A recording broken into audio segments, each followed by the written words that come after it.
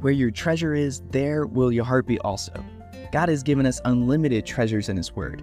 Every time we open it, we can discover a new treasure or admire an old one.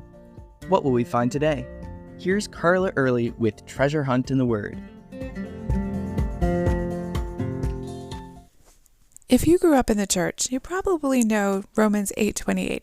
So if you do, say it with me. And we know that all things work together for good to those who love the Lord, who are called according to His purposes. When our whole world seems to be crumbling around us, when things seem hopeless, when we don't know what to do, we can turn to this verse and get so much comfort and hope. Yesterday, we talked about the blind man who Jesus was about to heal and how Jesus really saw him. The disciples asked the question that this man may have had in the back of his mind his entire life. Who sinned that he was born blind?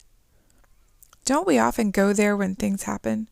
We usually have no control over circumstances, but we still ask, what did I do wrong? We can always go back to Romans 8:28 when things happen, but this man didn't have that verse to cling to. Can you imagine his relief and even confusion when he heard Jesus say, "Neither this man nor his parents sinned, but that the works of God should be revealed in him"? His blindness was all part of God's long-term plan. That reminds me of Zechariah and Elizabeth in Luke 1. The Bible says they were both righteous, walking according to all the commandments, blameless even. Yet they had no children. And for that time period, being childless was considered that you hadn't found favor with God, usually because of some sin. So no matter how many good works they did, or godly character they showed, the stigma of childlessness followed them. Yet, had they not been childless, God's mighty power would not have been shown so obviously when they had John the Baptist. It was God's long-term plan for them. He used their barrenness for His glory. And I bet looking back, they'd tell you it was all worth it. The blind man likely would have said the same thing. Had he not been blind, he might not have met Jesus or believed in Him so readily. As it was, he had two very personal encounters with the Messiah, and that made it all worth it. In the first encounter, Jesus answered the why of his blindness and then put mud on his eyes and told him to go wash. In obeying Jesus, the man saw for the first time. Yet the Pharisees denied this miracle and ended up kicking the man out of the synagogue. That's when Jesus sought him out and opened his eyes spiritually as well. We'll talk about that a little more tomorrow. Today, just think about this.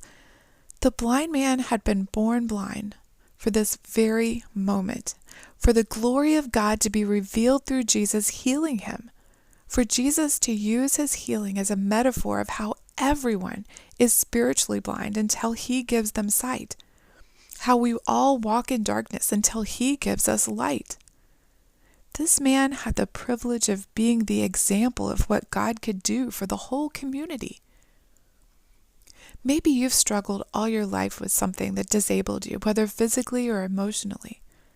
Maybe you've wondered why certain things happen to you or why you've had to go through so much pain. As in this miracle, God assures us that He can redeem that pain and hurt that this sin-filled world has caused us. He can work everything for our good and His glory. I had a talk with a friend recently who had had abuse in her past. She joyfully shared with me how God was using those painful experiences in her life to help her help others and bring healing. She felt humbled and grateful for the privilege of pointing others to the Lord in that way. How about you? What disability or hurt in your life has God used to help you point others to Him? What hurt are you experiencing now that God can redeem for your good and His glory? You can contact us at treasurehuntintheword@gmail.com. We'd love to hear the treasures God has given you through His Word. You can listen to other episodes on our website, which you can find in the description below. Thank you for listening, and remember, where your treasure is, there will your heart be also.